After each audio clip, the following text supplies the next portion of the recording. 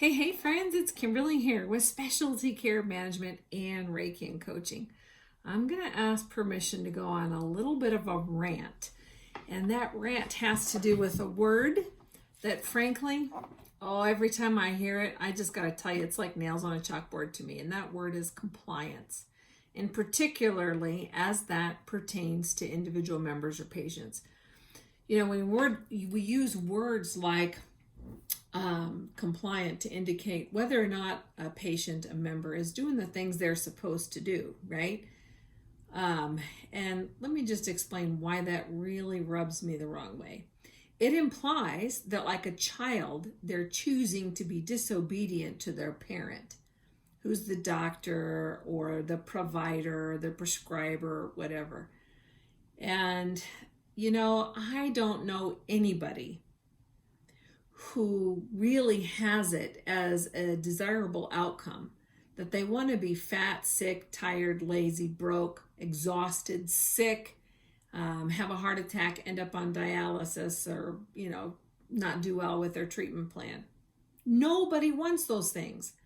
So when we use words like non-compliant, what it really does is it puts, besides putting the member or the patient in a really bad light, it totally shuts the door on any stimuli as to why they're not compliant, right?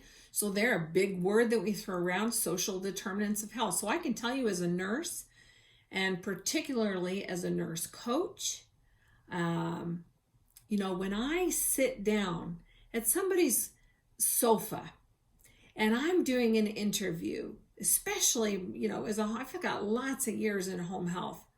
So I go out to do diabetic teaching, for an example, and I'm there to teach them how to be compliant, right? But I go look in their cupboard and they're bare, right? Or I look around their recliner and I see lots of Oreo cookies and Debbie Brownie snack cakes and things like that. I could think, well, this person deserves what they get. First of all, no good nurse, no good provider is really going to do that to a member, right? It's not going to get you anywhere, and it's certainly not helpful for the member. They're not my child, right? I have a responsibility to mind me. I, as a teacher, as an educator, as a coach, as a nurse, I have a responsibility to make sure that they have all the information that they need to make proper decisions that only they can make. The doctor's not going to go, or the nurse isn't going to go to their house and take them for a walk and cook them a meal and tuck them into bed at night, read them a story, right? Not going to do that. So there's so many factors, and what we have to understand, when folks aren't adhering to the plan, I like the word adhering so much better than compliant.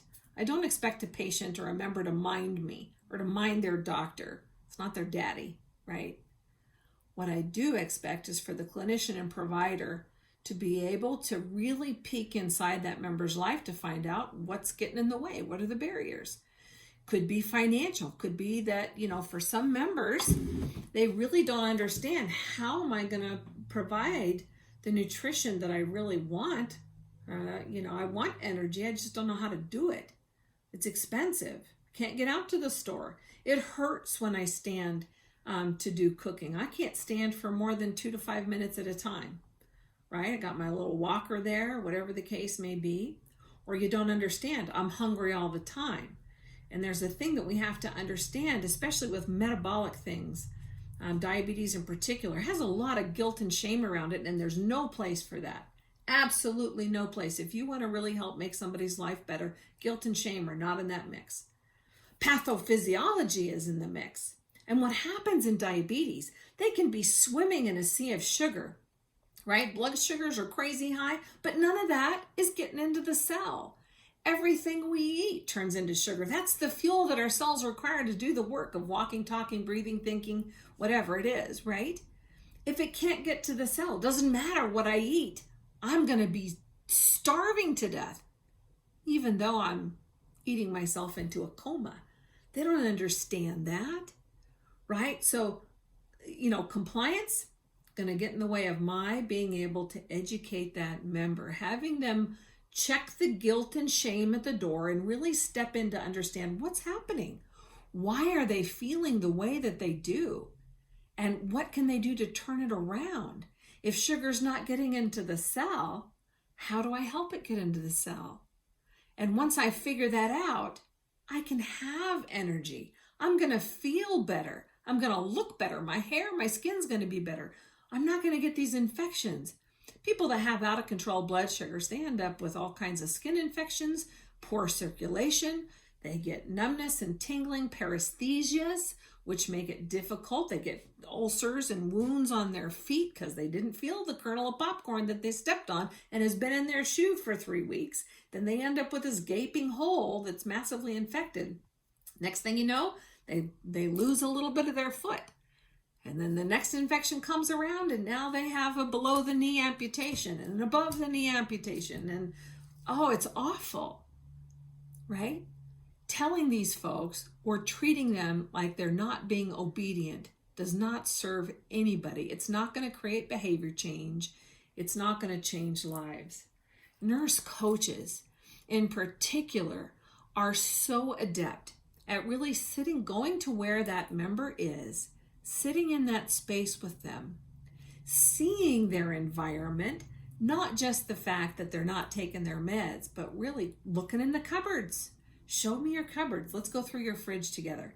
I have no problem going in people's cupboards. I'll peek around and really help them understand what's happening at a cellular level that's causing them to feel the way they do. It's not because they don't have any willpower. It's not because they're lazy. It's because they don't know. They really don't. And they don't understand what strategies that they have power over that can really change that story for them. It's not a matter of not minding, right? It's a matter of proper education and support, right? Support to figure out those strategies that are going to work to help them take the education that they've probably got on a piece of paper, which who knows if they can read, right? Diabetes and metabolic things do a lot of damage to the eyes. Some of these folks have a hard time reading their prescriptions, right? So the nurse is going to ask them, well, what does this say? Read this to me. There's so much. Nurse coaches are particularly adept at doing so much for your members to really help them change the story, change their outcome. So I have seen through programs like our CKD management or our Health Race 360 program, I have seen folks be able to get off of blood sugar and blood pressure medications, working in conjunction with their providers in as little as 2 months. I've seen people double their kidney function. I've seen people reduce their blood pressures into a normal level where they were on the verge of a stroke or they've, had a stroke. I've seen people totally turn their lives around, and it doesn't take forever, but it does take the proper tool.